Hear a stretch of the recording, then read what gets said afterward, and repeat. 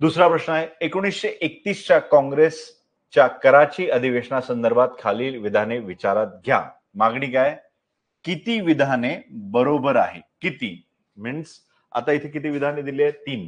म्हणजे त्यांनी विचारलंय 3 पैकी किती बरोबर आहे? 3 पैकी 1 बरोबर आहे, 2 आहे की 3 पैकी तिन्ही पण बरोबर आहे. ठीक? तर इथे हे विचारलं नाही की पहिलं स्टेटमेंट बरोबर आहे की दुसरं स्टेटमेंट बरोबर आहे. त्यांनी फक्त विचारलं किती बरोबर आहे. ठीक? आता आपण इथे बघूया. काँग्रेसने पूर्ण स्वराज्य या शब्दाची व्याख्या पहिल्यांदाच केली. हे बरोबर आहे का? हो. 1931 रोजी 1931 मध्ये मार्च महिन्यामध्ये काँग्रेसचं अधिवेशन झालं कराची येथे. आता या अधिवेशनाचे अध्यक्ष कोण होते? वल्लभभाई पटेल.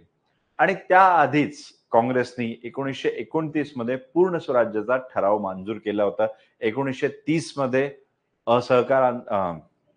सविनय कायदेभंग चळवळ सुरू केलेली होती आणि मागणी काय होती? पूर्ण स्वराज्याची मागणी होती. ठीक आहे.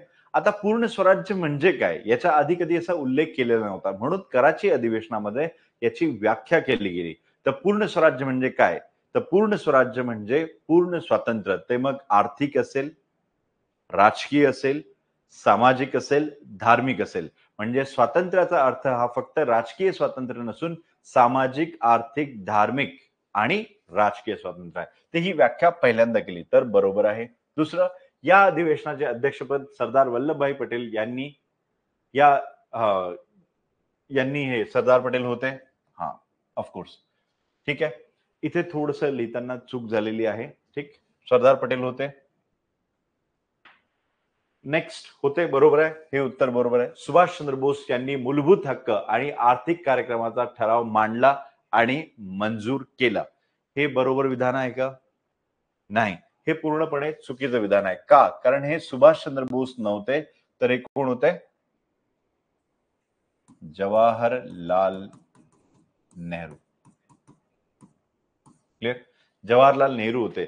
जवाहरलाल नेहरूंनी या पूर्ण अधिवेशनाचा मसुदा तयार केला होता आणि तो मसुदा इथे सादर केलेला होता. आणि त्या मसुद्याअंतर्गतच मूलभूत अधिकार. मग मूलभूत अधिकार कुठले? तर त्या मूलभूत अधिकारामध्ये सगळ्यात महत्वाचा फ्रीडम ऑफ एक्सप्रेशन, yani म्हणजे आपण ज्याला म्हणू शकतो की व्यक्ती स्वातंत्र्य. दुसरं जे होतं प्रेसचं स्वातंत्र्य. त्यानंतर युनिव्हर्सल ऍडल्ट फ्रँचायझी म्हणजे सार्वत्रिक मतदानाचा अधिकार. तर अशा प्रकारचे आपले धोरण होते. ठीक आहे. तर हे सुभाषचंद्र बोस नव्हते. कोण होते? जवाहरलाल नेहरू. तर आपले किती बरोबर आहे 3 पैकी? तर आपले 2 बरोबर आहे. तो ऑप्शन बी आपला आन्सर आहे. ठीक आहे. तर या संदर्भातली माहिती आपण इथे दिली.